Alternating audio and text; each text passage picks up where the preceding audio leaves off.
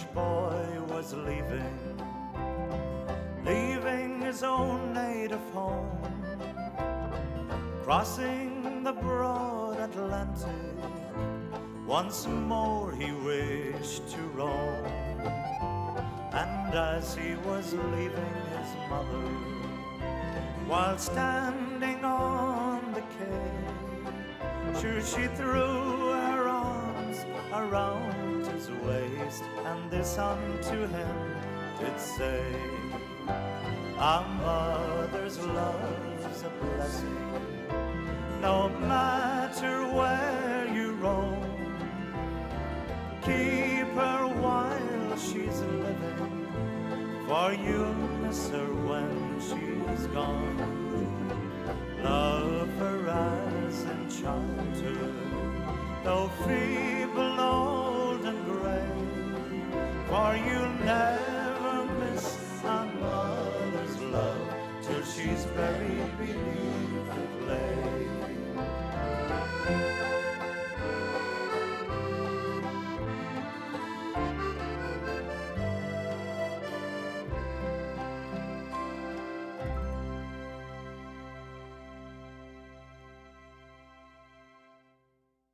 The Honorable Mayor Martin Walsh.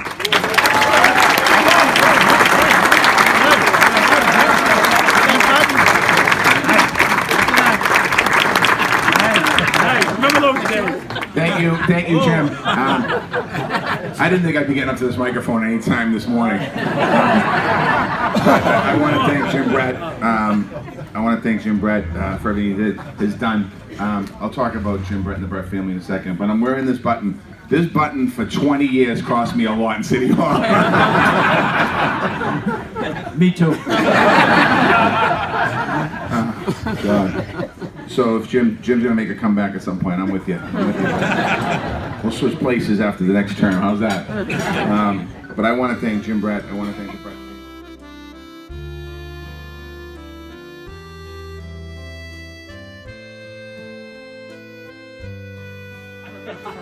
Someone once said, some people come into our lives and quickly leave.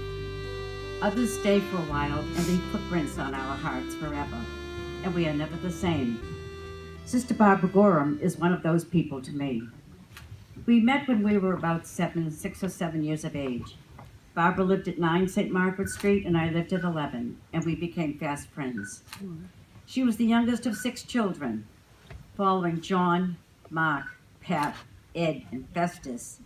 Mr. and Mrs. Gorham finally received their little princess, and she was adored by her 5 brothers. I was also one of 6, just stuck in the middle, and I was always envied Barbara's position in life. Even at a young age, I remember her kindness, politeness, and generosity when dealing with her other friends and neighbors.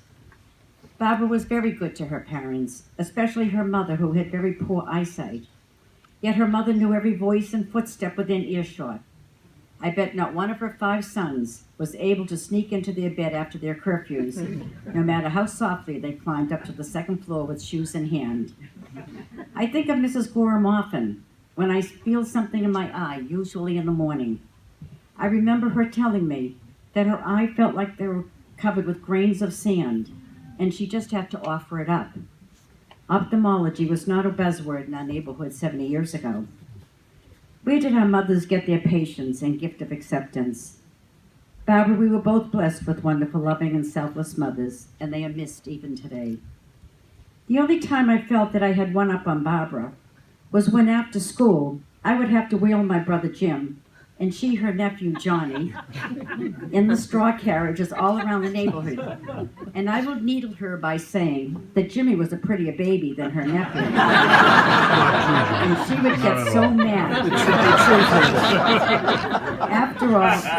After all, family always came first with Barbara, but I was telling the truth. Sorry, John. The truth hurts. After a good 30 years or so, she did admit that Jim was a very cute baby. Anyone here who is around my age, who grew up in the city, will remember the ritual on Saturday nights when after confession, dinner, and baths, our mothers would put our hair up in what was then called rags, so we'd have ringlets for Mass the next day. I was lucky if I ended up with 8 ringlets, and Barbara would have about 18 curls. Because she was so pretty and had a head full of bouncy blonde curls, she always crowned the Blessed Mother after the May procession. It was always my dream to have been chosen, but it never happened. But I still loved Barbara.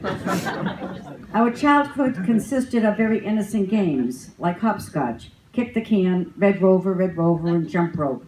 But we mostly walked the neighborhood, because we had no car, TV, phones, bikes, or roller skates.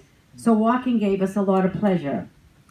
Sometimes we'd see a house with a black wreath hanging outside, and we knew if we went inside and knelt down at a stranger's casket, we'd get some goodies. During Good Friday, when we were not allowed to speak during 12 and 3, we'd write notes back and forth to each other as we roamed the streets and never spoke a word for 3 hours. I remember one day when a truck with a small merry-go-round on top playing music over a loudspeaker drove up the street, hoping that a few small children would be lucky enough to have a nickel to take a ride. The little ones ran out to the truck to yell, "Hi, Ma," or say something silly into the loudspeaker, because very few children in our neighborhood had a nickel to jump on a merry-go-round. Well, Barbara and I decided to take advantage of the megaphone to sing a song. Barbara will say that I decided to sing the song, but she was my sidekick. We sang the saddest Irish song we knew at the time, "A Mother's Love is a Blessing." I can still see Mrs. Gorham and my mother standing on the sidewalk with tears streaming down their faces. Naturally, I thought they were tears of pride listening to their 2 girls belt out a song for all the neighbors to hear. It was only much later in life that I realized that they were tears of sadness, knowing that they would never see their mothers again who were buried 3,000 miles away.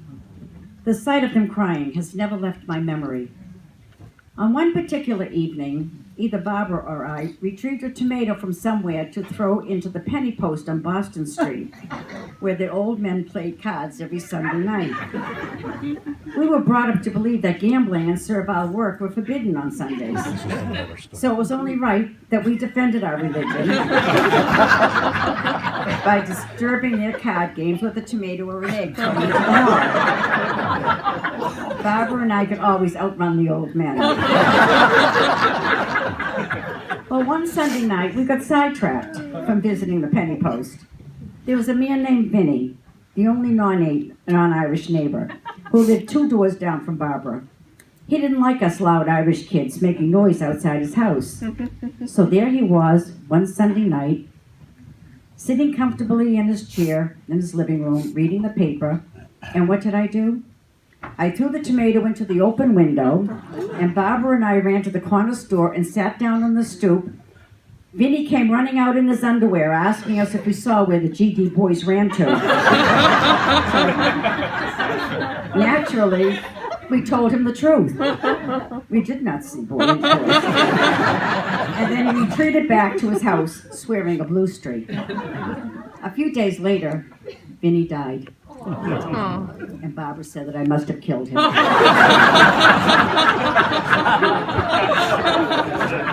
Because we never knew anyone who had died before. That was on a Tuesday, and I had to wait until Saturday to go to confess to the priest that I had committed murder. I started to cry when the priest asked me to repeat my sin. And the poor priest didn't know what to do or say. He put his arms around me outside the confessional and assured me that I did not kill Vinny. To this day, I still remember Barbara accusing me of murder. But looking back, I don't remember ever seeing a tomato splashed on Vinny's underwear or t-shirt. So I should have known better than to believe Barbara. As we grew older, our lives took different paths.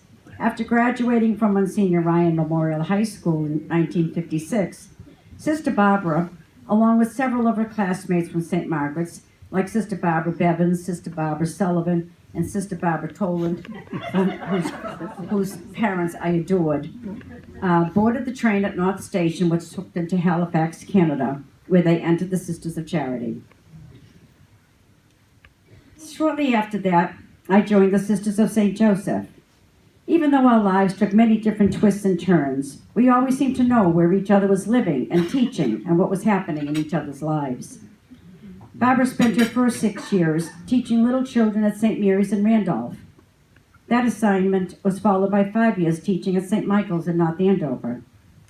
Her next and last assignment is to St. Patrick's School in Roxbury. That was 46 years ago and still counting. Every child, parent, and grandparent in Roxbury, always wearing her beautiful smile, and one can see why she is called the Mother Teresa of Roxbury.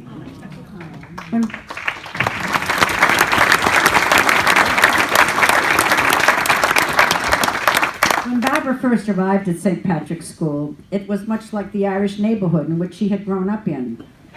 Over the years, she witnessed the influx of Cape Verdeans and Haitians, and she was always the welcoming committee who made them all feel at home.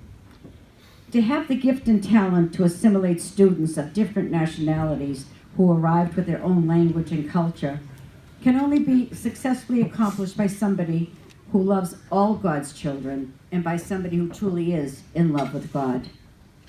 Now Barbara is lucky to receive a new pastor, Father Jack Ahern.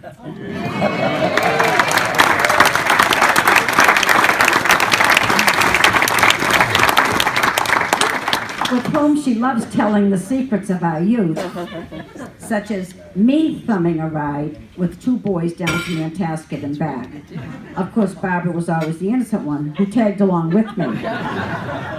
Aside from all the stories of our childhood, such as her cracking my front tooth, which I still have as proof, it gives me great pleasure, pride, and love to introduce my oldest and dearest friend, Sister Barbara Gorham, into the Dorchester Hall of Fame.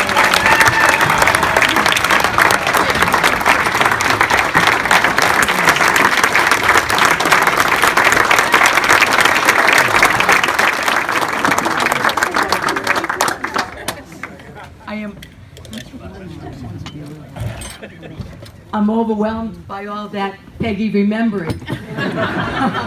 But one of the things she didn't tell you is that when Jimmy was a baby, we walked over to Carmel. We were getting a mass offering over there. And you know how they have the round container, like a round barrel, and you would put your request in the barrel? Peggy decided to put Jimmy in the barrel. She said the nuns will love to see the baby. I said, Peggy, what if they keep him? Oh, she said they won't keep him. So we put Jimmy in the barrel, they turn it around, and we could hear the sister on the other side. You know, and then it was getting a little long. I said, do you think they're going to give him? I was so nervous that they might not give him back to us. But I wanted to remember that story too, Peggy. So it is indeed an honor to be inducted into the Dorchester Hall of Fame. It's an honor for all the Sisters of Charity.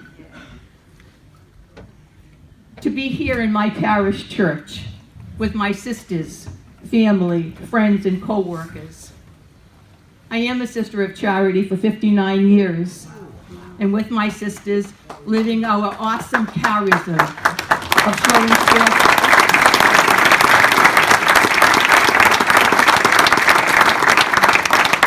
showing forth the love of God to those in need. When my parents came from Ireland, they settled in Dorchester. They were married at St. Patrick's Church, and my 5 brothers and myself received all our sacraments there. And then when I was 7 years old, I was lucky enough to move to number 9 St. Margaret Street, right next door to the Brett family. And thus began a long-lasting childhood memory. I was blessed to have Peggy Brett as a friend, and we were both blessed to have faith-filled mothers. I remember Mrs. Brett, who had the great grace of perseverance to work each evening cleaning offices in downtown buildings to provide for her 6 children. She was a humble, sincere woman who showed great love for her children and took pride in their accomplishments. She was a woman who cared about her neighbors and did whatever she could to help them. St. Elizabeth Ann Seton said, "God gives us every grace, and this grace is able to carry us through every obstacle and difficulty." And Mrs. Brett had this grace, as she always had a smile and a kind word for all she met. 12 years ago, when I was driving by St. Margaret's Church, I saw the sign, the Mary A. Brett Food Pantry, and I said, how appropriate that this is her legacy, as this is what a mother does, provide for her children. And I'd like to acknowledge the work of the Sisters of Charity, Halifax, and the Dorchester area. Since 1887, St. Patrick's, St. Peter's, St. Margaret's, and St. Kevin's schools educated the youth of this area and witnessed to a way of life that would be fulfilling, joyous, and challenging.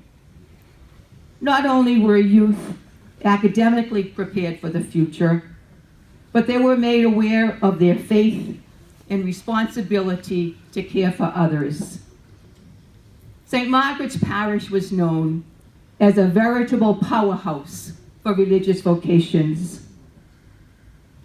I have had the privilege of being missioned at St. Patrick's School for the past 46 years, always challenged by changing times, changing immigrants, changing modes of education, but always supported by my faith, friends, and family. And I'd like to thank the Brett family for making this event possible, and especially to Patty and her committee for all the work they did.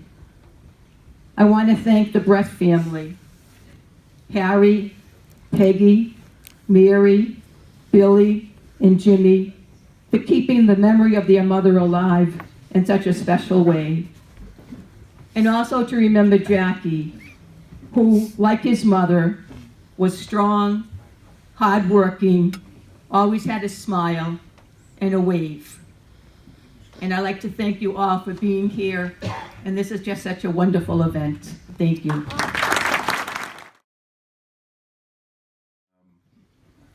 I don't remember where I was or what event I was at, but I saw Mayor Walsh at it, and he looked at, and I was with my wife Lauren at the time, and this was literally like the 8th or 10th event in Dorchester that she and I had been at, and we'd seen him at in a previous several weeks, and he just looked at us and he said, "Why don't you just make it official and move into the neighborhood? This is clearly where you want to be. And you now sent me one heck of a signal."